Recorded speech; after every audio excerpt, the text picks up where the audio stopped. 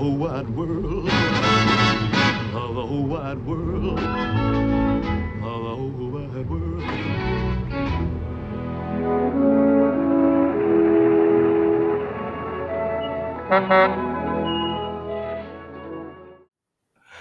Hi everyone.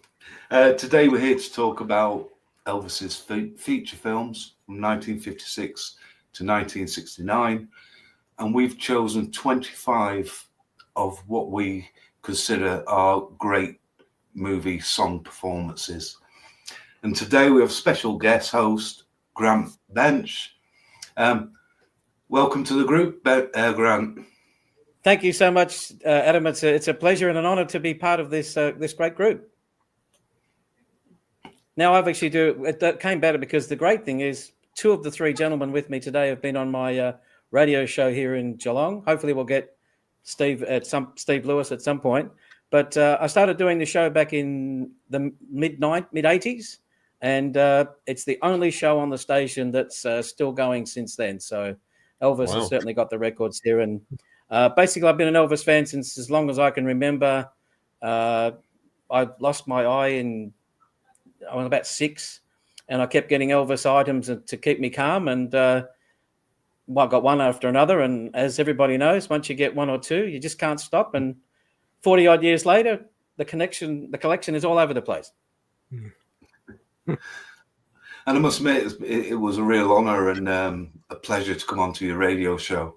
I love the way you put the interviews together, put up with our ramblings and make some sense of them, and just build that 2-hour show around it. What was actually hard is you guys had to pick 12 songs. So I don't know how I do that myself, but you guys seem to have done it okay. And in fact, I've got a second one with David coming up soon about Elvis live performances. So that'll be on in a couple of weeks. Oh, brilliant. Look forward to that. So we'll leave a link in the description below so you can find Grant's show online, because you can download it for free every week, can't you? Yeah, you don't have to listen live at the time due to time difference. Just go to the website. You can play it whenever you like, as many times as you like. And it's a lot of fun. I really enjoyed it. It's a great honor to bring Elvis to everybody. And what I love about it as well, it's not just your classic Elvis songs. You pick songs from all over, from FTD to Sony, BMG, bootlegs. There's a bit of everything there for everyone.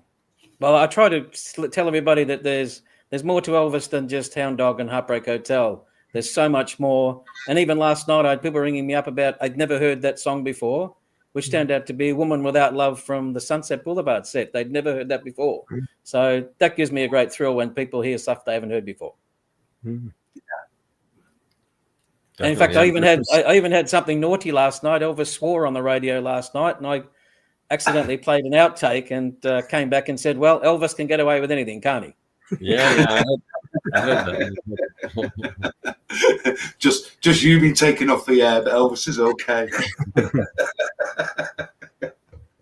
I do have to be very selective with the outtakes. I forgot about that word came in the high starch collar, but there you go. Yeah, just be careful when you get onto Hurt. yeah, that one hasn't been played yet. So, like you say, when you talk about difficult choices, we had 12 songs to pick for your radio show. Today, we've had the difficulty of choosing 25 classic songs between us. Steve Hansen wanted to be on the show, but he couldn't today, so he's given me his 5, so we'll use those as well. And basically, we've just worked as a team to select these songs with no repeats. So I'm hoping it's going to be a fun session going through these. Well, it was very difficult picking just 5, Adam. I can tell you that, being an Elvis movie buff. I think I could pick 50 myself, just off the top of my head, that I really enjoy. So, do you want to kick us off, Grant? Where do you want to start? Well, I think the first one I've got to start with is Blue Hawaii, and the song from it is Hawaiian Wedding Song. And the main reason is that, A, it's a beautiful scene, but B, without that song, I don't think I'd be the Elvis fan that I am today. My mum talks about going to see Blue Hawaii in 1962 in Australia and just how special Hawaii was. So, of course, Blue Hawaii album was in our family collection. I listened to it, and the next thing you know, I've got another Elvis album, etc. And that song is just a very special place in my heart. And a few years ago, I was lucky enough to visit Cocoa Palms and stand in that spot. So that's got a special connection as well. It's beautifully presented, and it's just magic. Did you get on a raft? Well, sadly, I went there when they had the tornado had already been through, and they were talking about putting it up. But to stand in that same spot and see around was just fantastic. Right. How did you know it was the right spot? Is it like, is it a tourist place?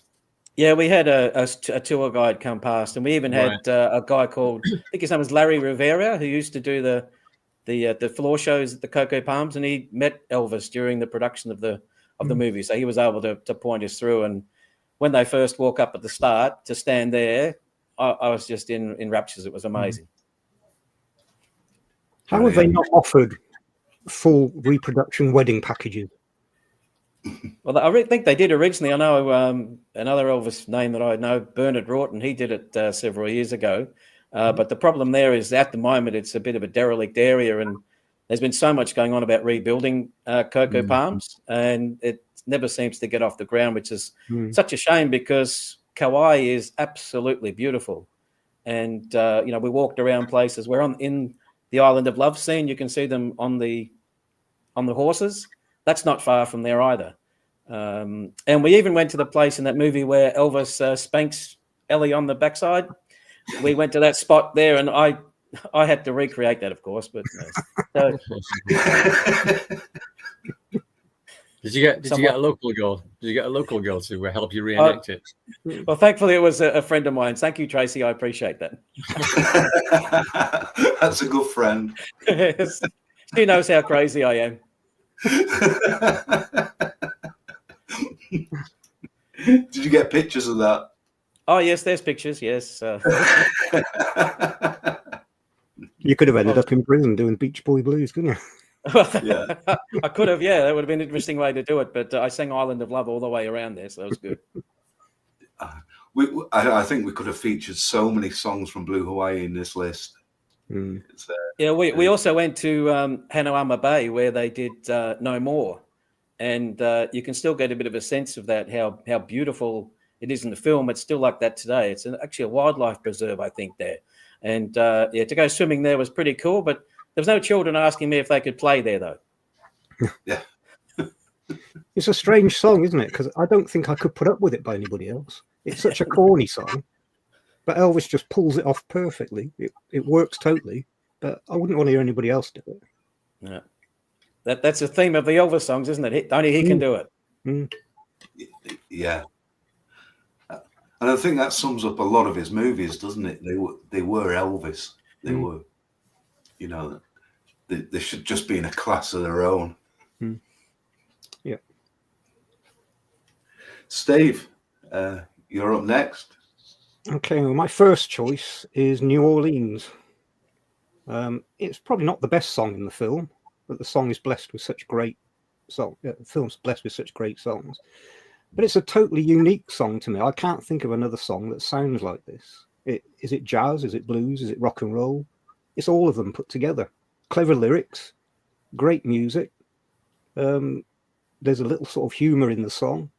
And I relate it to the same way I feel about Any Place Is Paradise. It's like this jazz song, rock and roll song, but he's proved that he can sing anything there. And I think it's just a great performance. It's one of my absolute favorite Elvis songs. Yeah, me too. I mean, you said it wasn't the best song in the movie, but for me, it's up there with Hard Headed Woman. It's one of the best two songs in the soundtrack.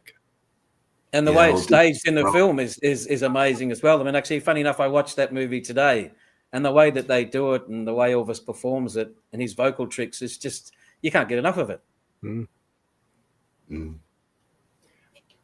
It's definitely a track that goes on repeat if I'm playing it on CD.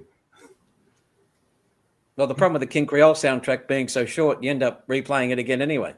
Yeah. That's another great pick. David, over to you. All right. Well, I didn't want to choose any more than one song from any one movie. And I wanted to go, my mind immediately went straight to the 50s movies. I skipped Love Me Tender. There were two songs I wanted to pick from Loving You.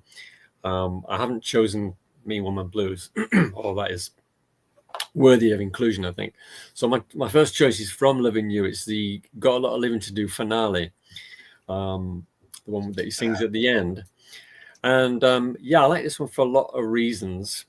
It's good to see him moving about that much in a scene, because I guess a lot of people until that point had only really seen him on TV, and he couldn't move about much on TV because of the mic. I mean, obviously he moved his hips and whatnot, but he would have had to stay pretty static because of the microphone. But in that scene, you get to see him moving around a lot. You get to see a lot of his moves. And I particularly like where he does what I call the gammy leg routine. But what he does, he puts one leg out in front of him and then he drags the other one. Yeah. And he even gets down into the audience, doesn't he? At one point. Great song, great lyrics. And he also gives us the stripper ending on that particular version. And it's also a very rare opportunity to see Elvis wearing denim. And he looks so cool in the denim jacket and the denim jeans. And I remember when I was a kid, I didn't have very many Elvis books, but one I did have was called The Illustrated Elvis by W.A.R. Harbinson. Does anybody own that one? Yeah. Yep. There's a quote in that book. It's describing that scene in Loving You. And then it says at the end of the paragraph, it said, he would never be this wild again. And it's a quote that I've always remembered. And of course, it's also a pretty poignant scene because you can see Vernon and Gladys in the audience. And I read or heard somewhere that Elvis was unable to watch that film after his mother died because she's obviously in it. So that's my first choice. You know, I've talked to people who actually were in the cinema when that was first shown, and it was like you're attending an Elvis concert. So when we're talking about these movies, I don't know how many you guys have seen in an actual cinema, but what an experience that would have been. Oh, amazing. And I think it was one of those songs and performances that probably influenced a generation of rock and roll that went on. You know, Elvis and the Jeans going up on his toes, doing the slide with his. I mean, you look at artists like Shakin' Stevens in the UK of the 80s. Yeah. It was got a lot of living to do, wasn't it? He had that whole dance routine and things. And the jeans and the denim. Yeah. I wonder if that look didn't influence, didn't cause George Harrison to make that comment that he made. I can't remember where I heard him say it, but he said he saw Elvis at Madison Square Garden or somewhere like that. And he said he was frustrated. He said he just wanted to say to Elvis, why don't you get your jeans on and just go out there and rock? But maybe that was the image he was conjuring up in his mind, that Loving You image. Yeah. I mean, it was very rare to see Elvis in jeans like that, wasn't it? Yeah. Loving You, maybe Stay Away Joe, because of the type of film it was. But he had the jacket on as well, didn't he, in Loving You? I don't think, did he not? Did he just have the jeans on in Stay Away Joe, but without the jacket? I can't remember. I've never seen it all the way through, to be honest. He does wear a jacket in that film, yes.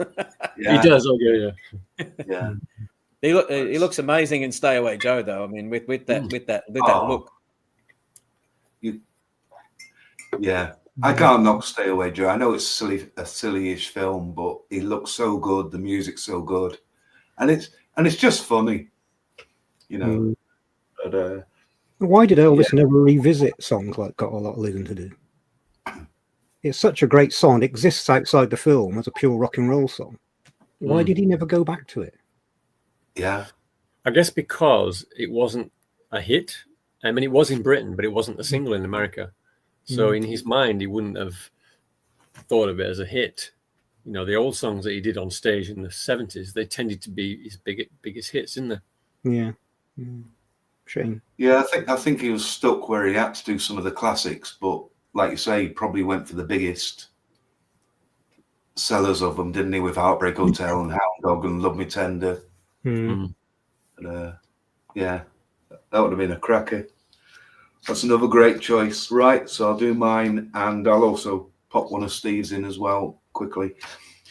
Well, I'm back to King Creole, and for me, Crawfish. I think every classic film has a classic opening, and I think King Creole was filmed so well and has such a classic look.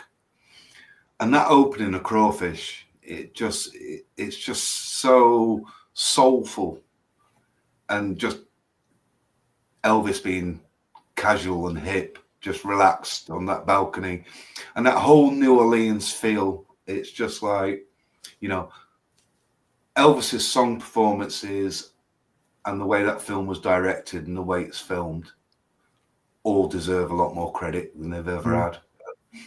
And Crawfish on it as a standalone song, it's like you say, we choose songs because it's slightly different to King Creole, Jailhouse Rock, and Crawfish is one of those that, you know, I absolutely love.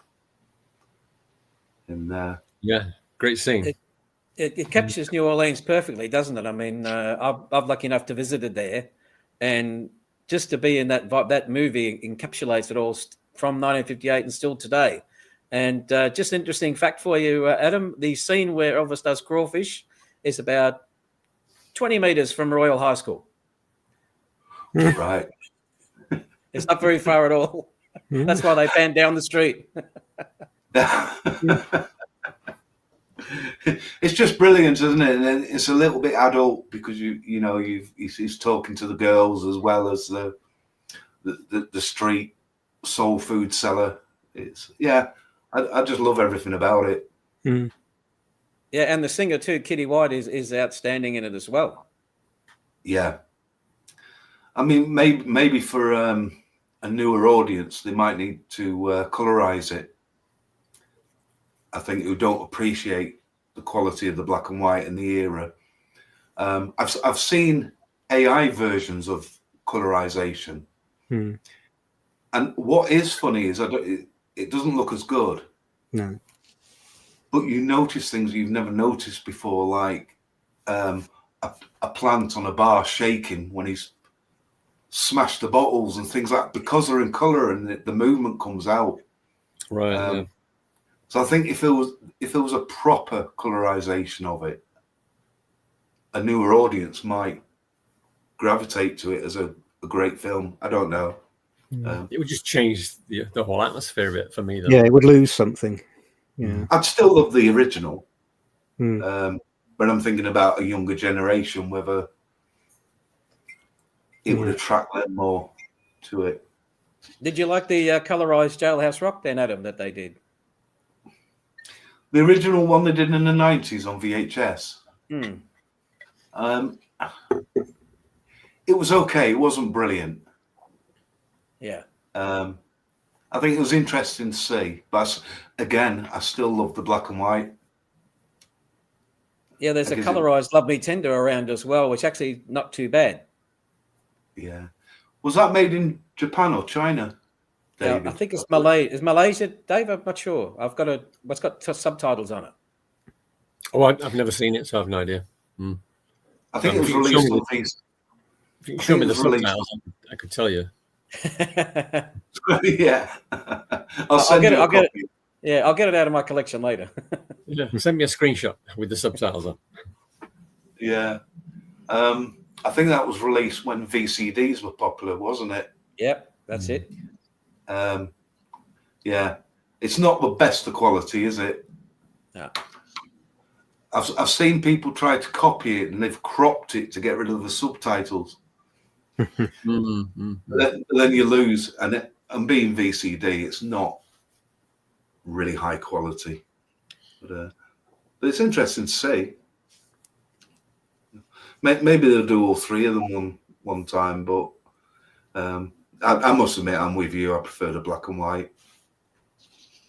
Well, the Blu-ray quality is outstanding, so that's fine with me for King Creole. Yeah. Although that's available on 4K, but they haven't released it on disc as 4K, have they? No. Which is a shame because it's there available. So how do you get to see it in 4K if it's not available? I believe you can stream it. Streaming, okay. Yeah, but then what do you lose with streaming? But I think that's the only way you can see it in 4K though. But why they didn't release it on the physical disc, I don't know. It's a bit of an odd choice. Really need are the missing songs that we know were filmed. Yeah. Maybe the 4K wouldn't have sold many as a normal Blu-ray because you need the player for it. Yeah, of course. Yeah, the Blue Hawaii one's got both of them in there. Yeah. So I'll introduce one of Steve's next and see what you'll think about it. So we'll go with Angel from Follow That Dream. Oh, it's a beautiful song, but I first heard that when I was a young kid. Cliff Richard did it. Do you remember that, David? It was a totally different song. I haven't heard his version, but I know he did it. Yeah. But I think Elvis does it a bit slower. It's absolutely beautiful and a great ending to that movie. Right. I know that the Japanese title of the Cliff Richard version is slightly different to the Elvis version, even though it's the same title in English. Right. Funny that. What is the title? Well, it's just Angel in Japanese, but then they added for the Elvis version, but for the Cliff Richard version they added something else like Heavenly Angel or something like that. Right. I can't remember it offhand, but it's just slightly different.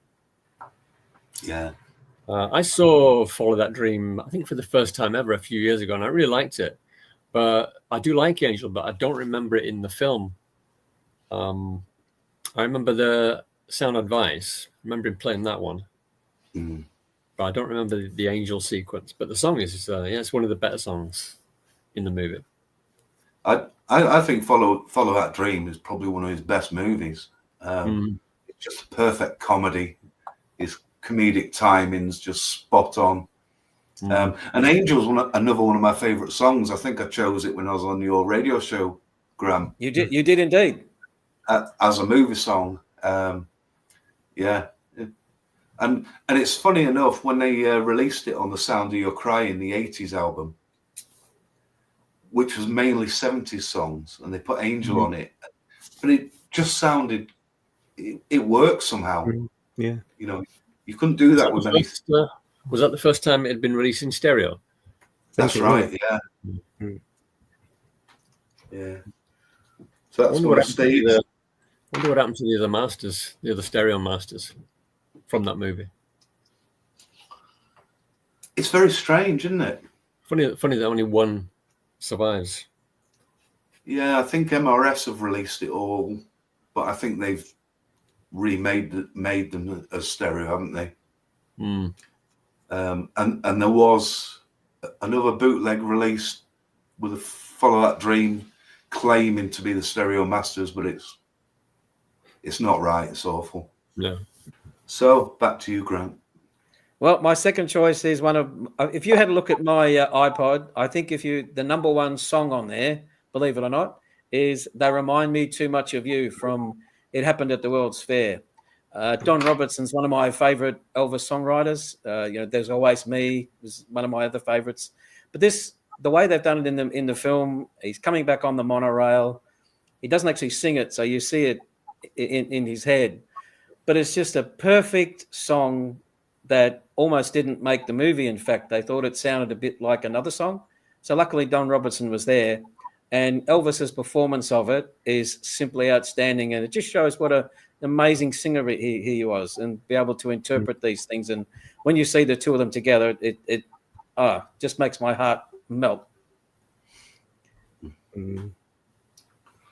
Yeah, great song. I love that one too. One of my favorite parts of the song is actually right at the beginning. So you know the piano tinkles in, and if you listen closely, you can hear this growling bass sound. I mean, I don't know where it comes from. It sounds more like it's so sustained. It doesn't sound like it could be an upright bass, but it doesn't sound like a double bass either, and it's too low for a cello. So I don't know how they achieve that sound. Next time you listen to that song, just listen to the bass when it first comes in. I've heard it a few times, but yeah, it's a great song. I just love it, and it's actually one of my. If I was picking 12 songs for my radio show, Adam, that would be one for sure. Yeah, you should do that. You should do a show with Grant. Luckily, I get to pick him every week, so it's good. Yeah. I had it in my initial 5, and I took it out because you'd chosen it. It always struck me how you can very easily go from singing "They Remind Me Too Much of You" to anything that's part of you. You can sort of merge the two songs, and it works really well. It's a fantastic song. I remember when the silver box set came out, and the outtake they put on there, and you might think, well, what's the point? It sounds the same, but it's just so gorgeously sung that he can do 50 takes like that if he wants. I'll listen to all 50. I'll be behind you. Yep. I was going to say exactly the same thing. I think it was the silver box set that finally grabbed my attention with that song, and ever since then, it's just been one of my favourites again. Great performance and great sequence as well, Grant, in the movie, as you say. Yeah, it's a bit like I Need Somebody to Lean On. Is a similar sort of style of the song, and just the way that they captured those was perfect. Great choice. Are we back to you, Steve? Okay, next I've got Margarita. It's I really love the Fun in Acapulco soundtrack and the film. The whole Spanish-Mexican sound to the music just works with Elvis's voice, but it's got this extra haunting melody to it, the way he sings it, the lyrics. I do quite often pair songs together, and I've always paired it with Someone You'll Never Forget. It's just got this haunting background to it that adds just something extra to the song, and it's a song I just love. I would put it on a compilation of his best. It just flows, doesn't it? It just, it's just a beautiful vocal. I could have picked 5 songs alone from Fun in Acapulco today because it is one of my favourite soundtracks. Another Don Robertson song as well. Absolutely, yeah. It's such a well-written song, and you can tell they did a bit of extra research on that one by listening to a bit of Mexican flavour and then added it to the soundtrack, and really, really works. And of course, who wouldn't want to sing to Ursula Andress?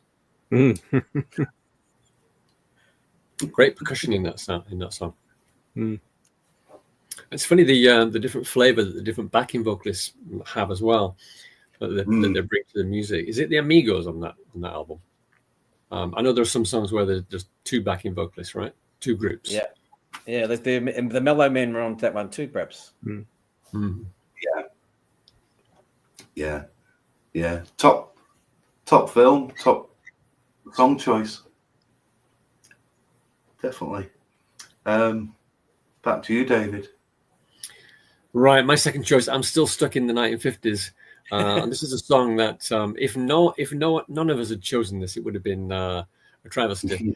I think this was the first song that came to mind when the idea was suggested, and maybe a song that would come to the mind of most people, certainly people who are not fans but who know Elvis. So my next choice is Jailhouse Rock, and I like this for lots and lots of reasons. I like the fact that the dance movements were choreographed based on Elvis's movements. So the way I understand it is the choreographer said to Elvis, well, just show me what you do. And Elvis did his stuff, and then the choreographer based that dance routine around Elvis's movements. And I love that background with the jail background, and the pole when he does that little when he comes down the pole, back to strippers again. I wish they would put a little edit into the film, because it always gets me when he lands at the bottom of the pole. There's a split second too late that they push him. Just a split second. He's there. It's like, come on, then. I wish they'd edit that haven't watched it that closely. Uh, So what else? You can't. Well, obviously the song is an all-time classic. The rhythm is a funny one because again, I think it was the drummer DJ Fontana and Scotty Moore that came up with that rhythm, that to sound like prisoners hitting rocks. That's the story I read. And if you just think about the drum beat like that, it doesn't seem very rhythmical, but in the context of the song, it works. What else? I mean, I think that that jail backdrop, that's also been used. That's quite a famous part of Elvis movies now, because it was used again, wasn't it, in the '68 TV special, and which of course was then used on the front cover of From Elvis in Memphis. And I believe that the JXL song also has that imagery as well. Yes. Or, Yeah. A little less conversation. So it's definitely an image. Jailhouse Rock, the song, of course, pretty much everybody knows, but that imagery that goes with the dance, that's also pretty much something that's well known to most people. And also a lot of the publicity pictures that came from Jailhouse Rock, they're very well known as well. I even have a Jailhouse Rock picture on my little YouTube avatar, my little logo. So yeah, we couldn't ignore Jailhouse Rock. No, you can't. I mean, it's just an absolute classic, and most times people would. It's actually different listening to the original master in terms of the film version, where you've got the extra edits and vocals in it. It's different, isn't it? Oh yeah, suck it to me, daddy. Huh? Yeah. Isn't it Lay It On Me, Daddy-O? Lay it on me, daddy. Yeah. It's been a while since Not that I've listened to it much. I've seen the movie. And the start, 1, 2, 1, 2, 2 at the start, Yeah. which is not in the master, obviously. And I think you got a sax, haven't you, in the background somewhere? Is there a sax? The movie version. The movie, Yeah. yeah. Yeah. I think, are we getting back to shake a hand territory? No, but what a performance. I mean, once you've seen that, you could never get that out of your mind, could you? I mean, No. you know, a bit like Loving You. It's just probably one of those songs and performances that got people into rock and roll and Elvis. I'll tell you what I love. All those scenes that you mentioned, David, are brilliant. And I love the table scene as well, where he goes up the table and they lift it and he goes sliding down. Yeah. I could watch that all day. Brilliant. The only problem doing all these is I probably want to watch that after we finish with this. Yeah. It always makes you want to go back and see things, doesn't it? I've got to check that skip out, what Steve was talking about. Yeah. We'll all be timing the push. Well, I've got something later on. Oh no, I'll show it to you, so you won't have to go and look for it yourself. But anyway, we'll come back to that. Right. Okay. Well, I think it's back to me again, isn't it? Mm. Yeah, I got that right. I mean, where do I go from King Creole? I think it's going to be Frankfurt Special from GI Blues. I think there had to be a GI Blues song in there. I could probably picked a couple easily. I just love it. I think I love the way it's filmed. I love the colour. I love seeing Elvis on that train. You know, you got all the little clips going back to the train and the smoke and everything, and just, you know, GI Blues. I thought it was a really good film. It's light, but it's a good film, and it's sort of naturally filmed with his gang and the music and everything. And just a great vocal again. Yeah, I love his facial expressions when they perform the song and they're looking around, and even at the end he starts shaking his leg and then, oh, no, I can't do that anymore, and it's just magic. Yeah. Yeah. I like the backing vocals as well in that song. Quite funny backing vocals. Yeah. Steve who likes the 9/9. He's not here, is he? Yeah. He's not into that, is he? Yeah, he wants I to nearly remove it. picked, I nearly included Did You Ever in my list, but because that was a big favorite of mine when I was a kid. But my list was getting too heavy with production numbers, so I took it out. But that's one I would have chosen from this film. Yeah. So Grant, back to you. Well, my next choice, many years ago now, Jimmy Velvet had a travelling museum. Probably went to the UK and around, but I remember going to the shopping centre and looking at the various artefacts, and I came across this light blue suit that Elvis wears in Edge of Reality. And they had the suit there and the photos and the video of the actual movie. And at that stage, I hadn't seen Live a Little, Love a Little because it wasn't available on video or anything. But when I finally got to see and I love the song because it's very well known in Australia. It was a top 5 hit back here. If I Can Dream was the B-side, believe it or not. But everybody knows Edge of Reality.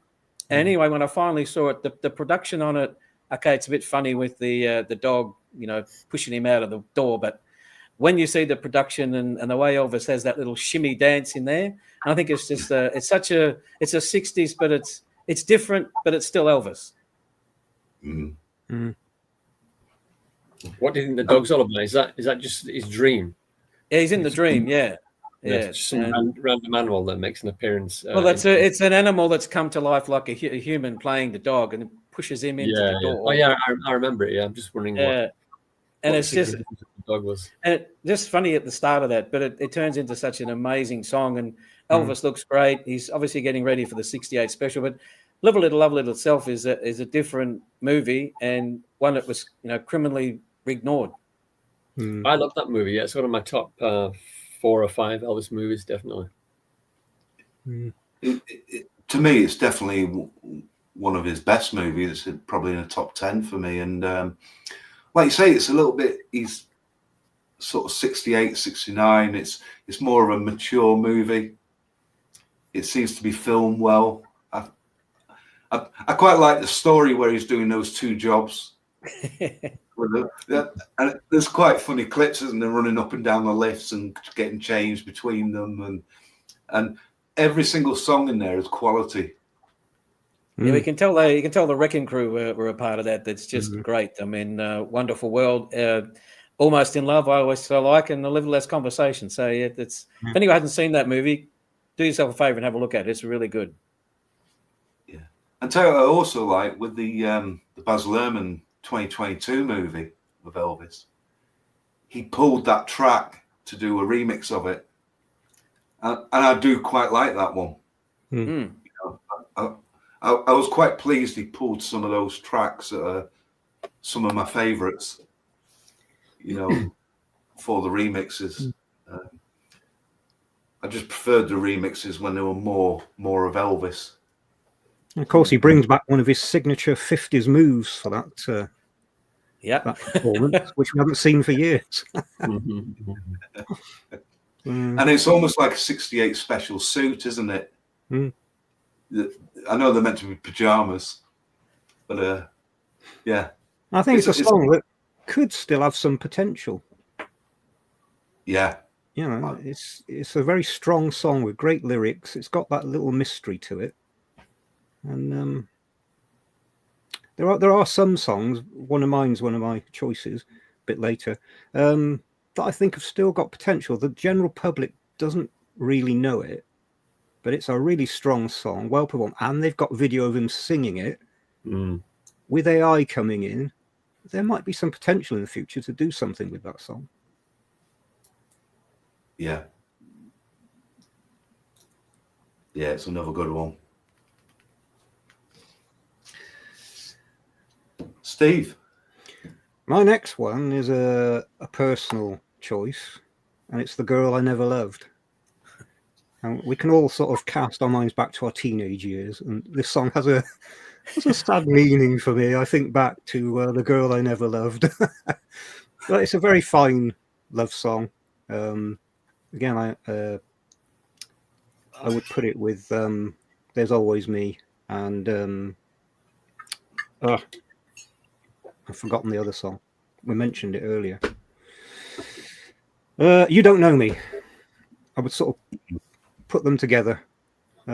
Yeah, so it takes me back to a time in my life and a certain person, and it's a song I've always had a soft spot for.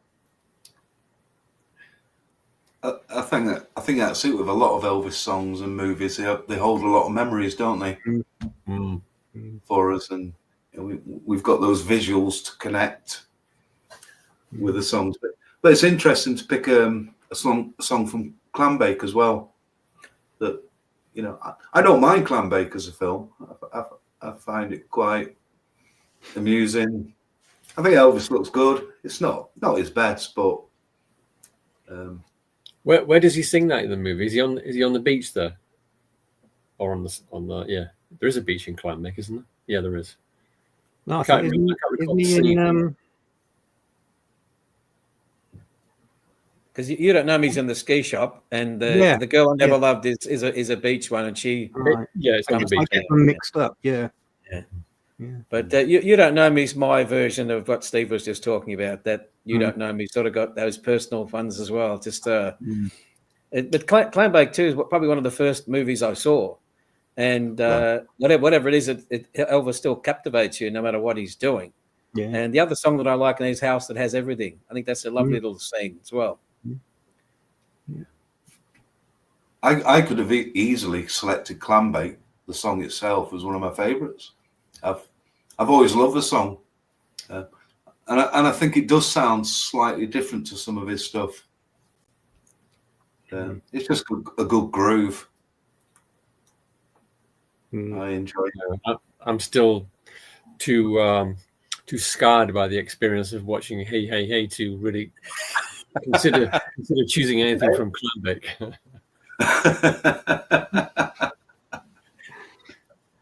Any song that can get that chemical name into the lyrics has got to be good.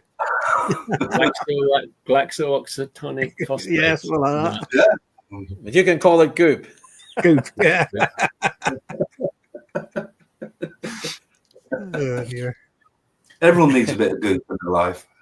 Yeah, I think David would like the outtakes when Elvis starts to do it as well. So I must play that for you. Yeah. Could be a good session if there is enough of it. Talking to David, I think it's back to you, isn't it? Is it my third choice? Yeah. Yeah, okay. So I'm still stuck in the 50s. I had to choose something from King Creole. And this one, it's like the culmination of an amazing scene in the movie. I'm sure you all remember it well. Elvis encounters Ronnie again in the nightclub, and she tries to ignore him, and he won't have it. And then Maxie Fields gets angry. Cut a long story short, Maxie thinks that Ronnie's lying about Elvis being able to sing, so Maxie makes him sing on the stage. And of course, it's at that point where the guy who works at the restaurant at the bar, he announces Elvis as Caruso, the busboy. And then he gets up on stage and does this incredible version of Trouble, all the while looking across at Maxie Fields. It's probably a bit of an unwise thing to do, considering he's a gangland leader.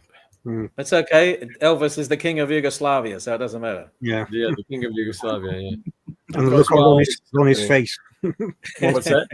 The look on Ronnie's face, the sort of glance. Like Oh yeah. When she realizes that, he can't sing. Yeah. So of course, while all this is happening, Max is getting little dollar signs in his brain, and then the other guy, the other club owner, comes in, and he's thinking the same thing. And I love the ending of the scene where Maxie and the other guy, they're both trying to lure Elvis into becoming a performer for them. And Elvis says, "I got a date," and then that's it. Getting his priorities right. And what a great song as well, because at that point in the movie, we've seen Elvis sing a few songs. We saw him do Crawfish, of course, and then we see him do the school song, and then we see him do the little poppy song, Lover Doll, in the shot. But we haven't heard him do anything like Trouble. So even though we know he can sing as viewers, we haven't seen him do anything like that. So it's a great moment.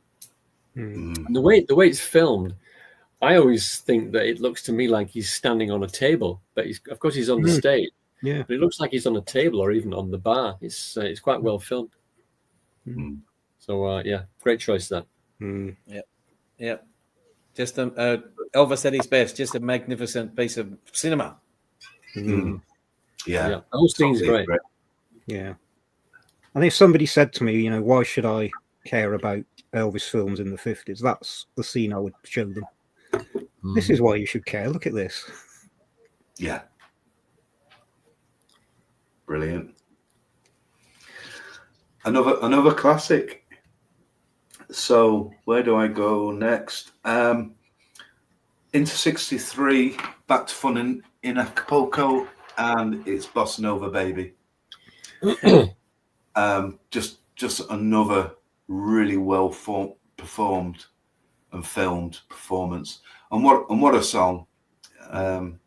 It's always been one of my favorites. I even love the remixes of it, the session takes. I could listen to that all day. I love the Viva Elvis remix that he did with the Spider-Man theme going on in the background. But just the filming of Elvis in those black pants and his white shirt and with the organ and yeah.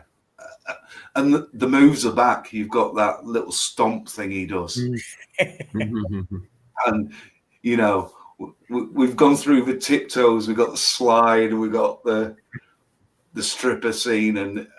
And that stomp was just another one of his sort of themes, wasn't it, within his musical performances that really worked. Does he do the limp wrist in that one as well? I think maybe, I'm not sure if Trouble was the first time, but when you watch Trouble, he does that thing with his wrist in Trouble. Yeah. I was wondering if that was the first time it made its appearance. Yeah. Just another classic performance from that great film. Yeah, that was a song that made a big impact on me when I was a kid. I knew the father of my girlfriend at the time, she owned a big box of Elvis records, Reader's Digest, and that was one of the songs that he played that I really liked, along with Such a Night. Great songs. Yeah. And again, it's like Jailhouse Rock, Bossa Nova, they're just imprinted in your mind as a kid that's what you love. That's, that is Elvis. With those rocking tunes. Yep. So the next one from Steve Hansen, and I'll pick Song of a Shrimp from Girls, Girls, Girls, 1962 film. What can you say, Girls? Girls is one of my favourite films, and I do actually love the soundtrack. Well, I really like the lyrics to that song. This is something that I'll be commenting on another one of my later picks, but the lyrics to that song are very clever. And I think we discussed this song before, haven't we, on previous videos? When we did the Animals one, that on that Dream Project video, Right, yeah, and it has a bit of a calypso sound to it, doesn't it? It's a slightly different. I really enjoy it, and I think that's it's just a good It's a song that would appeal to kids as well, I think. Yeah. So back to one of Steve's, and sticking with 62, we've got a whistling tune from Kid Galahad.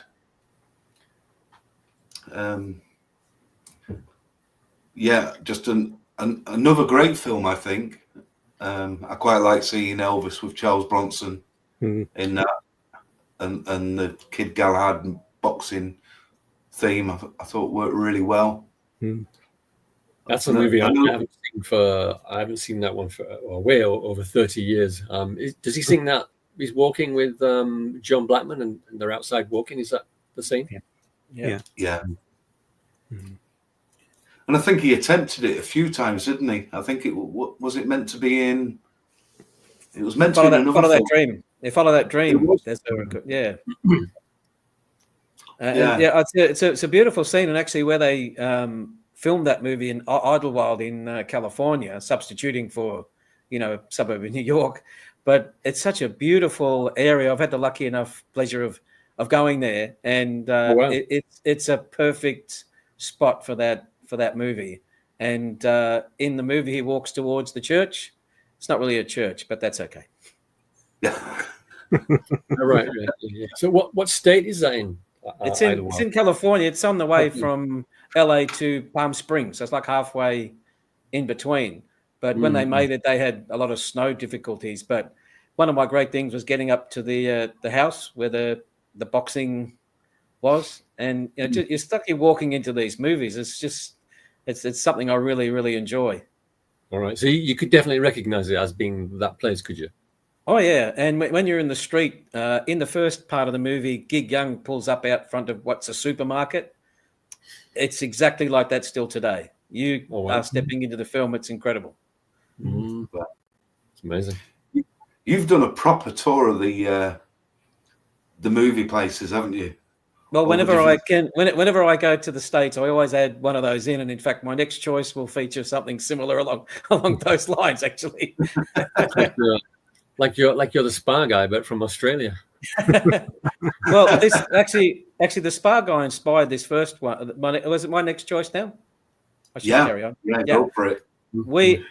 I've got a friends in Las Vegas, and I said, "Oh, you got to take me to the university because I want to see the gym where they did Come On Everybody." But of course, as we know now, that was actually filmed in Culver City, and the Spa guy you were mentioning, I saw a video of him going to the university, not being able to find it, but now it's actually in Culver City. It's in I think it's called the Veterans Memorial Auditorium or whatever, and to walk into that area, and you can still, there's been changes obviously, but to stand on that stage, and I got my phone out and played the scene, it's exactly in that space. For a movie fan like I am, I got chills, and it was just amazing. So Come On Everybody is my next choice. It's just a perfect way that they've got Elvis and Anne Margaret into that movie, and their chemistry. We all know what went on there, and it's just unbelievable. I can watch Viva Las Vegas any time of the day. I love it. Yeah, another great film, isn't it? It just shows you that if they'd have taken care with some of these films, what they actually look like, and they spend a lot of time on that film, and you can tell, and it's just a shame they didn't put that bit more time into them. Well, we all know it was down to money, right? Yeah, all to money, because Viva Las Vegas went way over budget. So what do? They call the king of the quickies, and away we go.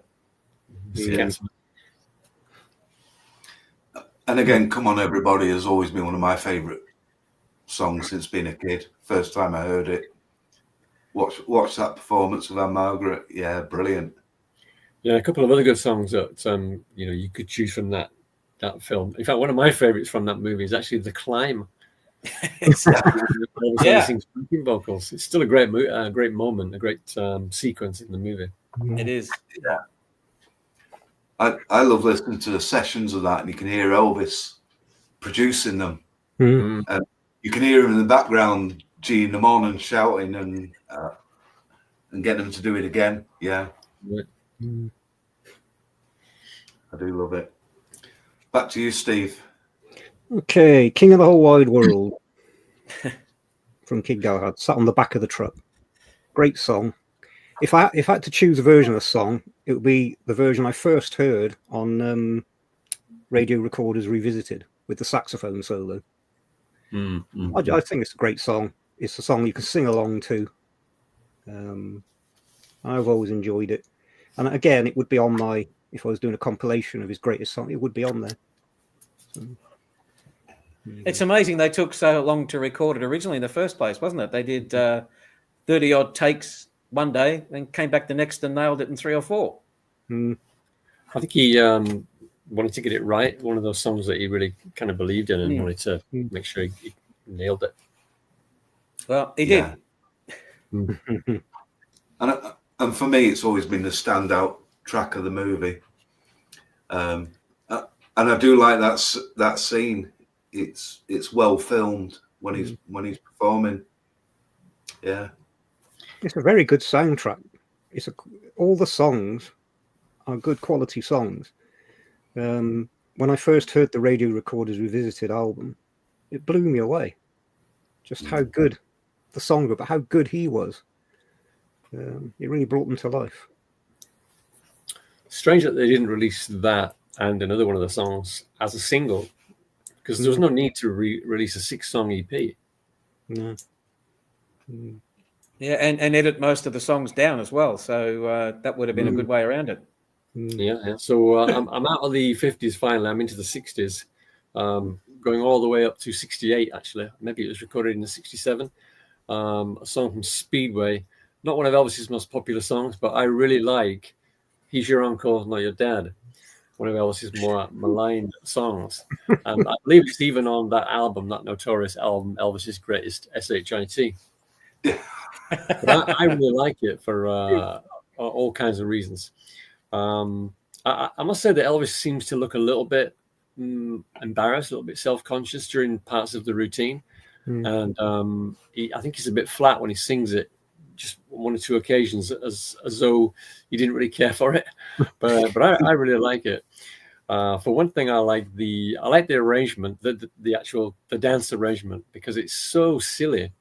You've got all those guys there in suits, and they form a chorus line almost.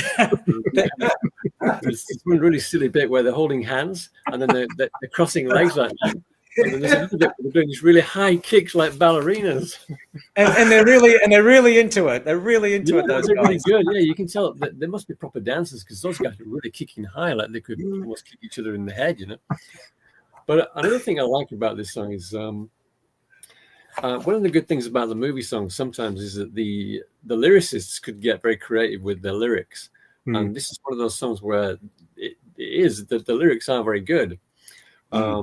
I mean, if you think about, like, he's your uncle, not your dad, it's obvious that Uncle Sam is America. And then, so who is your dad?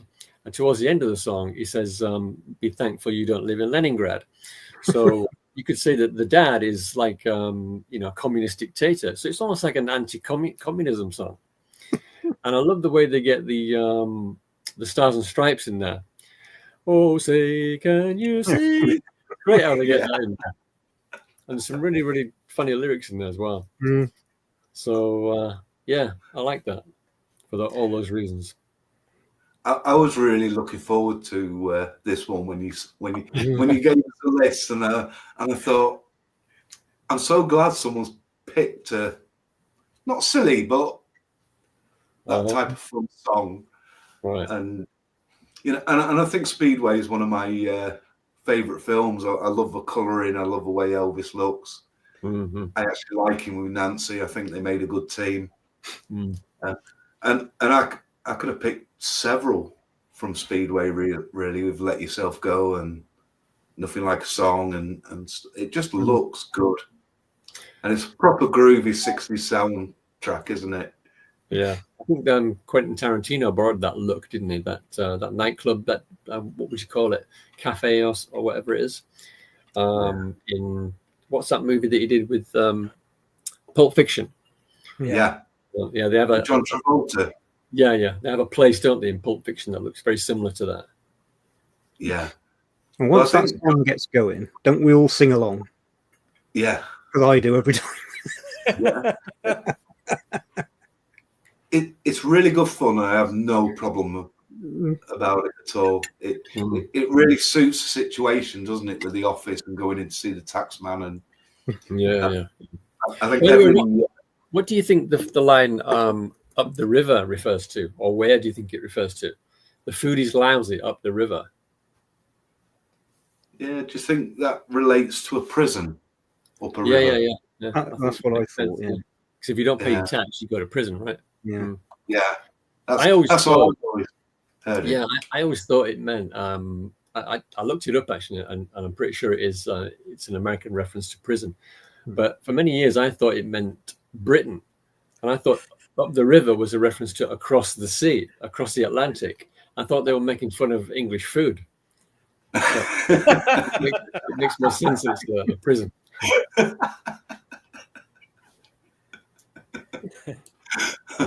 It's good. Yes, and it's brilliant. And I think what you said about it influencing other films, I think so many of Elvis's films have influenced movie making and different directors and things. And it's not the first time John Travolta's used the classic Elvis theme, because in remember the Three Men and a Baby films? Hmm. In one of those, he performs a song and does like a Jailhouse Rock scene within it. But yeah. What we've got today, of course, is young people seeing this film haven't got the background of watching Hollywood musicals with lavish staged productions. Yeah. And they'll just see Elvis doing that and think, well, that's naff. But it comes from a whole tradition of stage production numbers. You know? Yeah. You know, one time I got to see, we talked about Viva Las Vegas before and The Climb.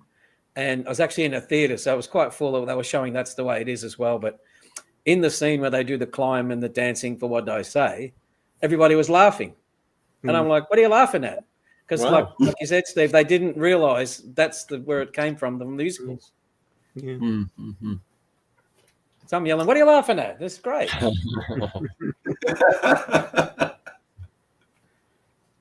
You could say the same about like Banana, couldn't you? Great scene. The things are of their age, aren't they? Yeah. Really, I think that's what you got to remember with some of these. Yeah. Thanks for that one, David. That's That made me laugh. So I guess it's back to me. On to one of my favourite films, and not everyone else's, Stay Away Joe, 68. All I Needed Was the Rain. What a great performance. That was filmed really well. You know I like a bit of Elvis and Animals from past videos. And what a great song. You know, I always love Elvis doing something a bit more bluesy and a sort of bluesy country, and he was just so back on form, wasn't he, after some of the quickie movies. Everyone's got to watch Stay Away Joe and just take it for what it is, a fun silly. But even if you watch it just for the location, I mean, Sedona, Arizona is one of the most spectacular places I've ever visited, let alone being this is in the middle of nowhere, but it is absolutely beautiful. The area is spectacular. So watch it just for that. And it still looks a little bit like that today, although there's a lot more there last time I was there. But the quick story on Stay Away Joe, in the movie, there's a bank. These days it's a clothing store, but you can still see the outline of the bank on the handle of the door. So I'm there taking photos of this handle of the door, and the other people in the shop are like, what is he doing? So I had to explain to them Elvis was standing right here in 1968. So I showed them on my phone, and they didn't even know. That's amazing. How did you get to that place? Did you go by Greyhound, or did you hire a car, or what? How did you get around? Luckily, my friend Sue from Las Vegas drove me.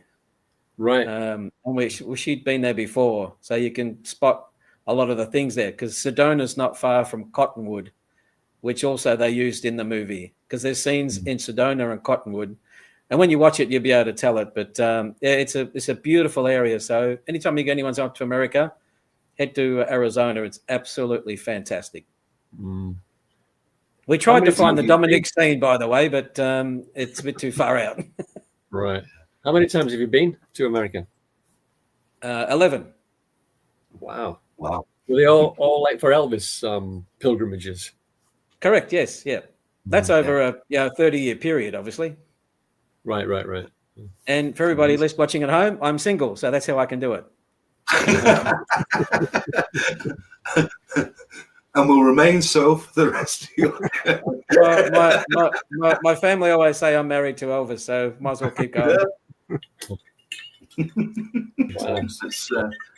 Well, I've got two questions for you then, if you've been there. First one is, did you drive flat out through the puddle? No, we didn't do that. We thought about it. And the other one is, do your tyres still screech when you're driving on sand? We tried to find that little cabin. Yeah. I think Sue knows where it is now, but yeah, we were trying to find things like that, and I'd make jokes like that. But yeah, but Stay Away Joe is a fun movie. Yeah, I always love that in some of and they do it in a lot of films, and they have a car driving crazily, and they put all these tarmac screeching sounds over the film. It just makes me chuckle. One thing I always remember about old movies when they do a car scene, to be a driver, obviously inside a studio, but the driver would always sort of move the steering wheel like that. Yeah.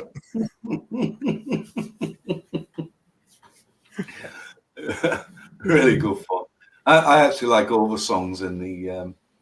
I know when we were talking about what to include and not to, and we were trying to avoid great songs that were just openings. And I think you mentioned Stay Away, didn't you, Steve? I think that is a great opening to that film. Just the scenery and the song, and it really works well. I guess next is to add in one of Steve's final ones. And he's picked Tender Feeling from Kissing Cousins 64 film. I think it's the only track to feature from Kissing Cousins in today's. I always thought the soundtrack was pretty well recorded. I do enjoy listening to the soundtrack more. The best song, I think, of the soundtrack. And it's interesting that he's in the movie. Obviously, for those, I'm sure most of you have seen it. He's the hillbilly, but he actually sings it really as his normal voice, doesn't he? He doesn't put on any twang or anything in that song. Yeah. Because I think he knows. I think he knows it's a great song. Yeah. I remember hearing that on that infamous "Burning Love and Hits from His Movies" album, which I quite like anyway. But that was on that album before I heard the Kissing Cousins, and I'm thinking, it's fantastic, this song. Yeah, it stands on its own merit, doesn't it, as a song? Yeah. And you can't help sing along to Smokey Boy, can you? I find if I'm out hiking in the countryside, I start, I'm just a smoke. My voice. I make sure there's nobody around. You'd have to film yourself doing that next time, Steve. It's a good song to march to. Yeah. As a kid, though, I always loved the soundtrack song "Kissing Cousins." I did enjoy it.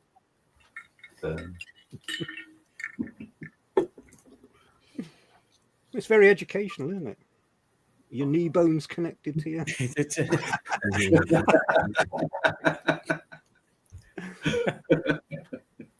Good stuff. I think we're definitely back to you now, Grant, aren't we? We're in our last files. Well, this one comes from one of Elvis's later movies, and it's a song called "Almost." And obviously, we heard this on the "Let's Be Friends" album. But when I first saw this movie, it's a very different movie, but it's one that you can really enjoy. It just shows Elvis as part of a cast, because there's part of it where he isn't in it. But this song is staged so well. He's sitting at the piano. Marlon Mason comes in and watches him perform. But the bit that gets me is when he's finished singing the song, he just looks over at her, and the look is, I can't put into words. It's just absolutely sensational. The song's great, but just when he stops and looks over, that always gets paused on my Blu-ray player. I think it is a good moment in the movie, isn't it? It's not another movie that I haven't seen for a long time. Elvis looked good in it, and I think he really thought a lot of that song too, because it's another song that he made many takes of, 20-odd takes before he got it right. Yeah, I love one of the outtakes where he says, "If I say it like that again," as it fades out. Very good. You might not believe this, but when I first started my channel a few years ago now, I had this idea of reviewing every single Elvis song in alphabetical order, and I was going to do like five songs a video. I was going to review them and rank them, like all 600 songs. And I think I filmed about 2 or 3 videos, but I didn't upload any of them because I was getting the feeling that it was a bad idea. I did Almost, and I remember thinking about Almost. It's a lovely song, but it's just too short. Yeah. It's an That's adult also love song, isn't it? it's A lot of love songs are teenage love songs, full of ooh. That's a grown up. So that's they've been through it, they understand it. Yeah, it's quite a sophisticated song. Right, it's not a failed love affair, is it? It's a love affair that never quite gets going. Yeah, or gets halted at a certain stage, isn't it? It's quite a meaningful song. I quite like the music from Trouble with Girls generally. I was quite pleased when Double Features created a playlist of it. I found that good fun, and one that I listened to quite a lot at the time. Well, that CD still gets a lot of playing in here, Adam. Let me tell you. Yeah, that's one of my favorites of Double Features. What's got? Charo, Live a Little, Love a Little, Trouble with Girls, and Change of Habit, right? Yeah, it's a very good CD. That. Yeah, it's good listening, isn't it? Over to you, Steve. Like my last one. Now, Adam said we were going to avoid the opening songs, but you cannot have this without Change of Habit. It's such a fantastic song, such a great groove. Lyrics still meaningful today. The band is really tight. It's again a song that's still got potential. It's just a damn shame we didn't get Elvis actually filmed singing it. That great groovy bass line, the drumming, everything about that song is just fantastic. So I had to choose it. Drumming is amazing in that song, isn't it? And what were we saying about the fuzz bass? Do we think that was Carol Kay playing the fuzz bass? I think it probably was. Yeah. Because if that already existed, why would they bring her in? What could she add? Yeah, so they wouldn't bring her in to do a. I think there might be another bass line in there, an underlying bass line. It's mixed into the sound, isn't it, overall? So she must have done that. Otherwise, I can't see the point of bringing her in. Yeah. Do you know how many takes he did of Change of Habit? I think the master was 6, wasn't it? I think it was. Yeah. We need the cutting. Brain just went. Anyway, we need those sessions. Yeah. The Wrecking Crew. Wrecking Crew. That's it. Sessions, yeah. And I must admit, the opening of the film it does look good, doesn't it? It works. It's funny, really, how it takes his last film, and you've got quite a modern, contemporary type film being made, and it's a shame he didn't do 69, 70, and then 71 to go back to do a movie. Not like he was doing budget 3 a year, just more modern movies with different co-stars and everything. And today it's recognised as the first feature film that has autism depicted in it. And again, all the music in that film is great, isn't it? Yeah. I was thinking about this. Isn't Billy Strange? Didn't he write quite a few of those songs in the final movies? And he was something to do with the TV special as well, wasn't he? Well, he was going to do the TV special, but he got replaced because he was working on Live a Little, and they brought in William Goldenberg. But Elvis really liked Billy Strange and got on with him really, really well. Right. And obviously Felton Jarvis felt a bit worried that he was going to take over from him. I was just wondering if a lot of those good songs came about because of the TV special. You know, the Billy Strange connection. Did he meet Elvis, or did he get to work with Elvis's music through the TV special, and then having his foot in the door, was he then able to get his songs into the movies? I'm not quite sure of the sequence of events, but possibly. There's certainly there aren't very many songs in the final movies, but pretty much all of them are really good songs. And there are less songs from the usual songwriting teams that they used up until that point. Well, it can't be a coincidence that Elvis had moved away from the regular musicians that he was always using and the people involved in producing that. He'd gone into a totally new set of people. Can't be a coincidence that he's come out with a more modern contemporary sound. Right. Yeah, I think with that sound, he was sort of getting the sound he was going to move forward with in the when he got to the live shows. If you listen to a little less conversation and the beats and everything, they were a lot stronger, weren't they? It's always got me that Rubberneckin was recorded at American Sound and then used in the film. I've always wondered how that came about. Yeah. Maybe you liked it and said, "Hey, I want to put this in the movie." I think that could be it. Yeah, he just enjoyed singing it and playing it. Yeah, because of course he used it live in Vegas, didn't he? Yeah. I think he was pretty good at recognizing when songs were too difficult to do live, or a bit too awkward to do live, or that just weren't going over as well live. He tried quite a few songs, didn't he, from the Memphis sessions. But he didn't miss about. He must have thought, nah, it's just something not quite right here, not working, and he just dropped them. He didn't flog them to death. Well, he rehearsed quite a few for the '69 Vegas comeback, didn't he? From the Memphis, but just didn't do them live. Yeah. You can hear when he did like the one-off performances, the band weren't really with him properly, were they? Weren't quite sure.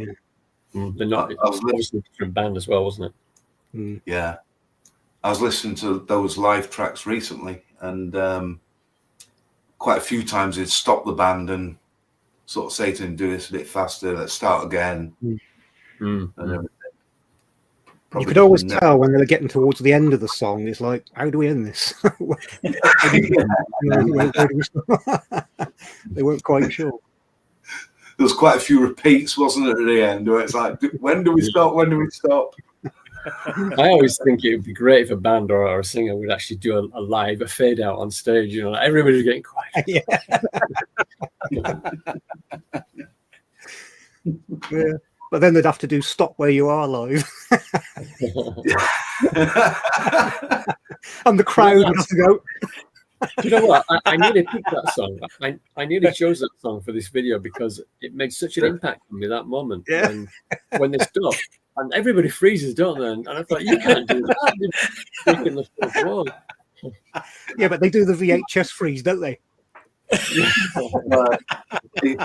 Are you ready, everyone? Stop. It would have been great if he'd done it live and the whole crowd just went.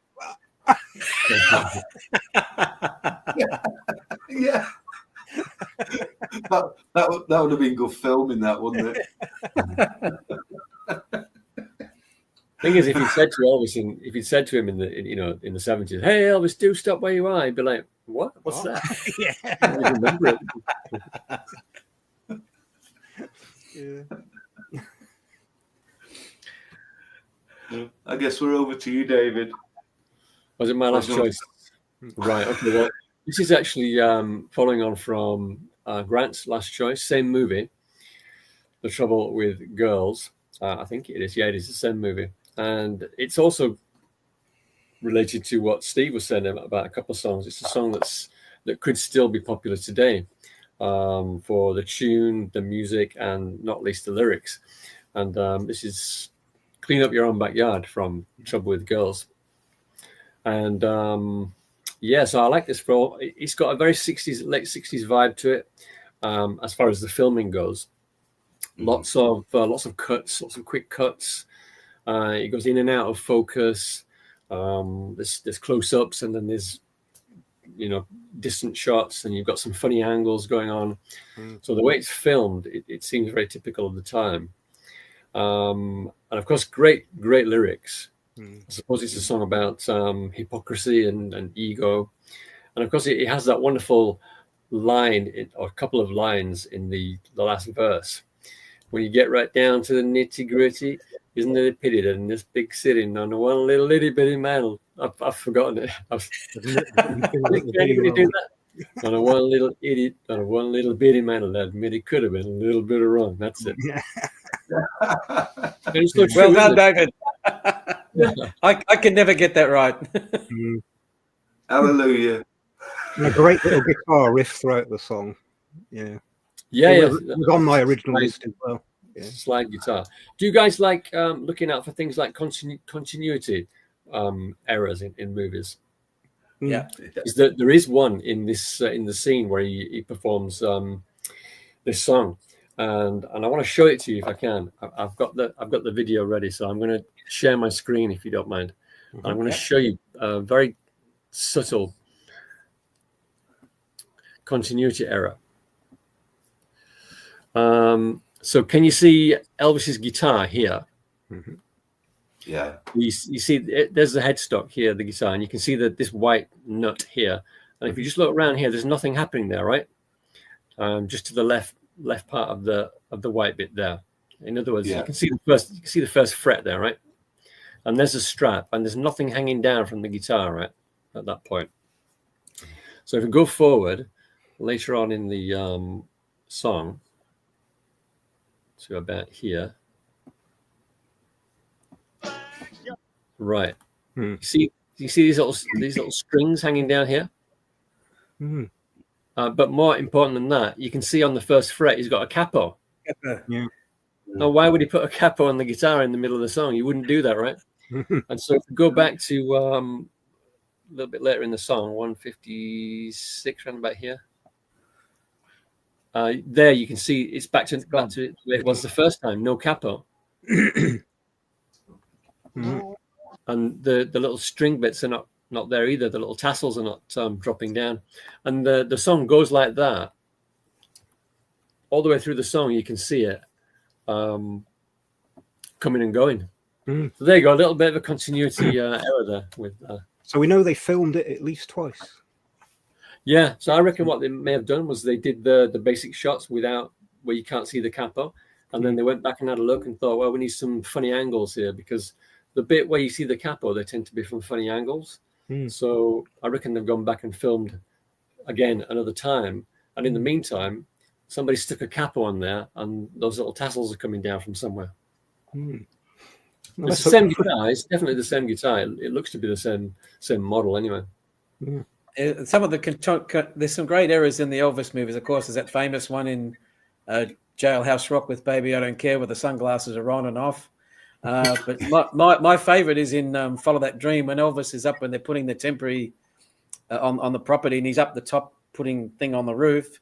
And you look at the little girl in a little bassinet. Once she's got a drink in her hand, the next shot, the drink is spilt on the ground, and then in the next shot, it's back in her hand. So I don't know how they filmed all that. So you always spot these things when you watch the movies many times. Yeah. And I think with the filming of that track, it always came across a little bit hippie-ish. Yeah. In the way it's presented, especially that girl with the flowers sticking out. Yeah. Yeah. And they're supposed to be in 1920 or something. And they're supposed to be in 1929. Yeah. Yeah. I actually have that song as my pill alarm. Yeah. And the reason I did it is that if I'm out with people anywhere, I know that Clean Up Your Own Backyard's going to come on and they're all going to hear it. So I tend to like very slow to turn it off. Like, yeah, get singing, get singing. Just listen to a bit more. Yeah. Just another We also get something unusual in that song, in that we get to hear Elvis do a bit of falsetto. He didn't use his falsetto much. Yeah.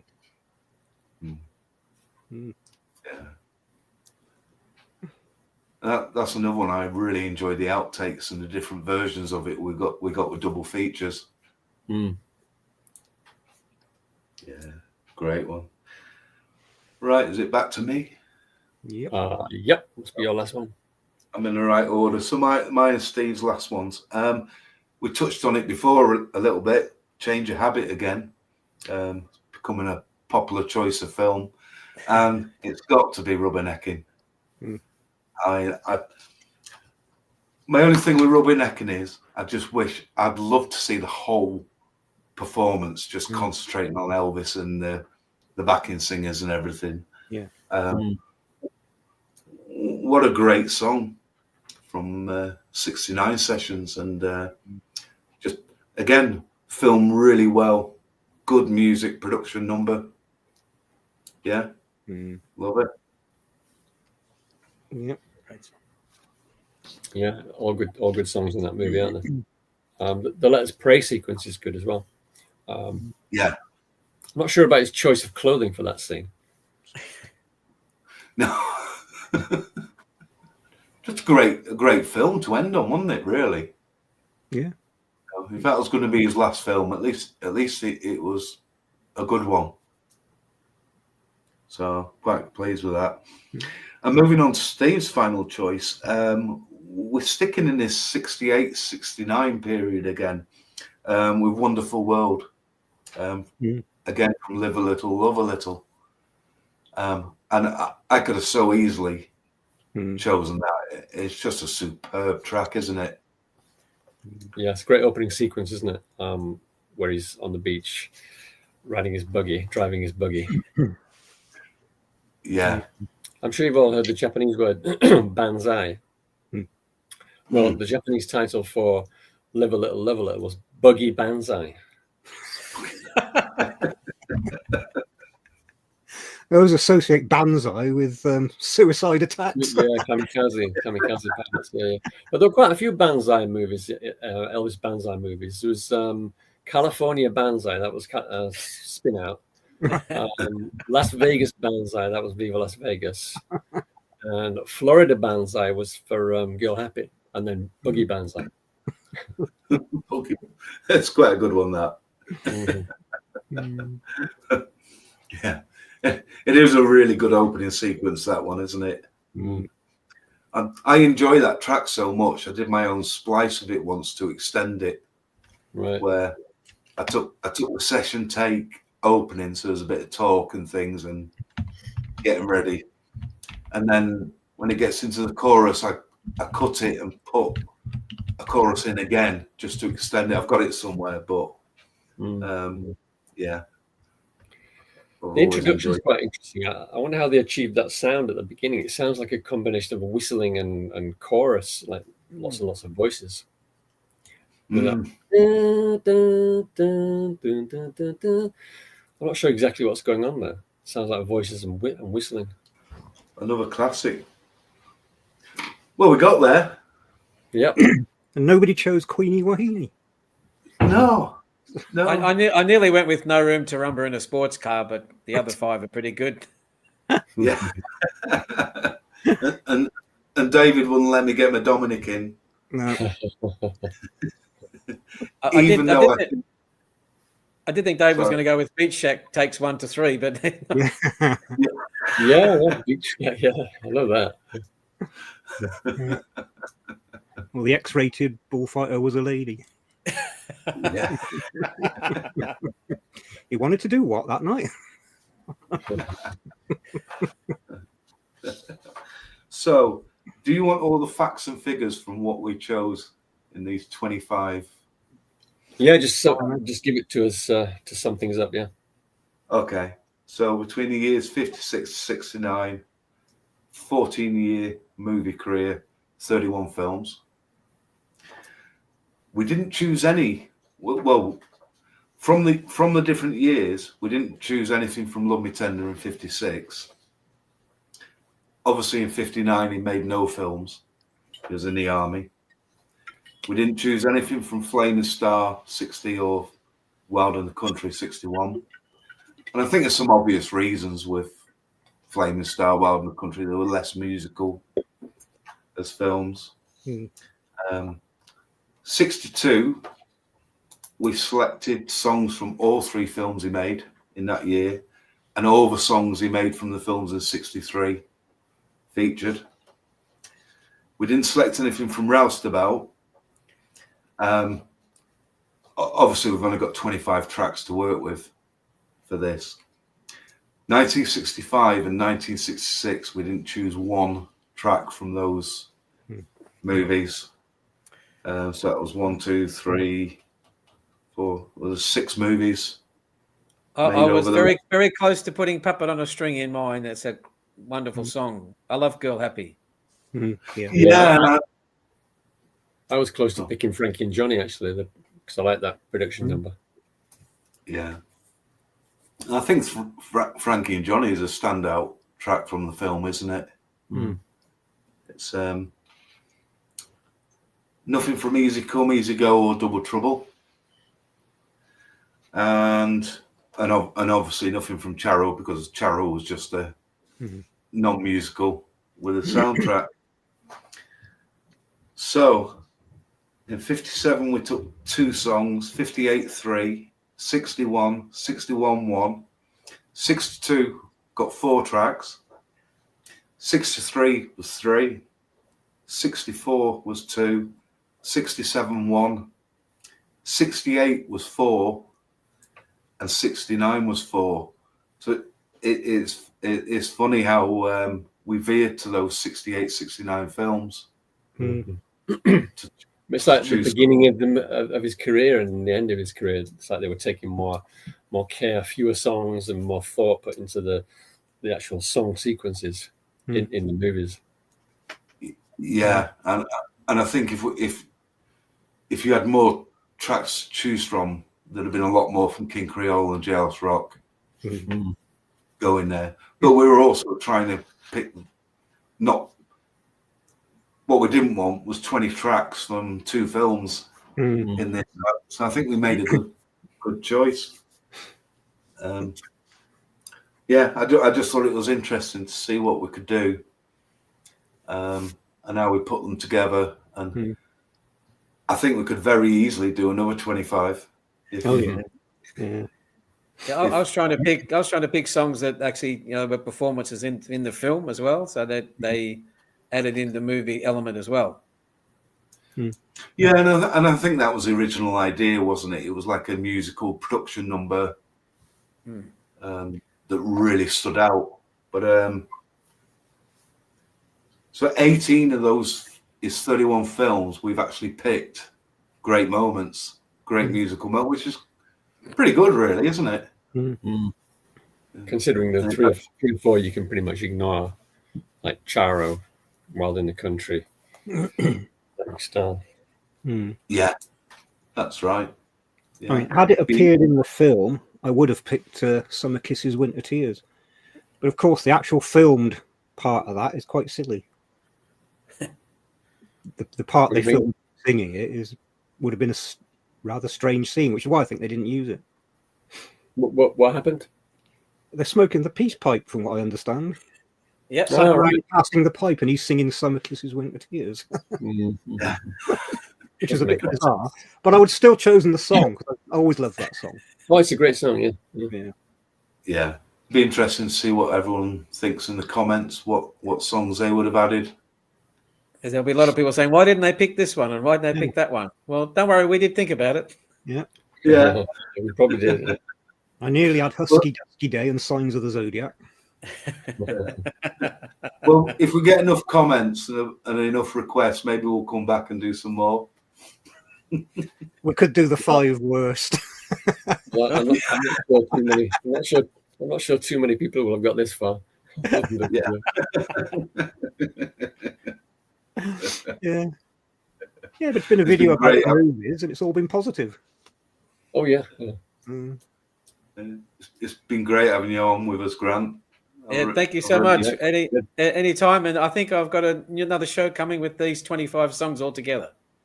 Yeah. Well, to good use. Yeah. Brilliant. We'll keep working at it until we get a top 100. All right. Well, that will do for now. Leave us some comments. As Adam said, anything you think we missed, what would you have added? And thanks again to Grant for joining us. And we'll see you all in the next video. Thanks for watching. Take care. Cheers. On the edge of reality, she sits there tormenting me, the girl with the nameless name.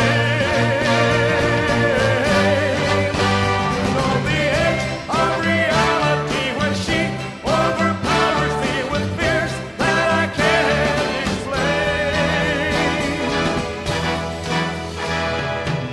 She drove me to the point of madness, the brink of misery.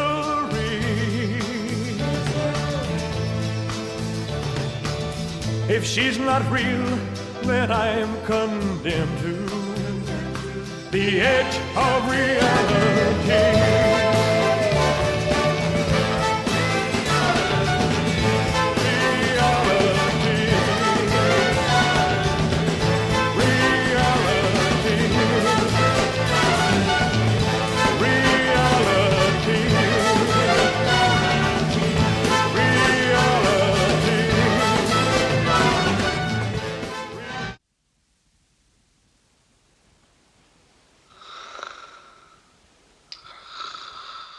To make sure I don't talk too much about my song choices, because I get a bit carried away about Elvis and the movies, as you know. It's all right. David will tell us off. I'm going to try to do the same today. You know, I can ramble on. I don't. No, not for 9 hours. No. No, not this time.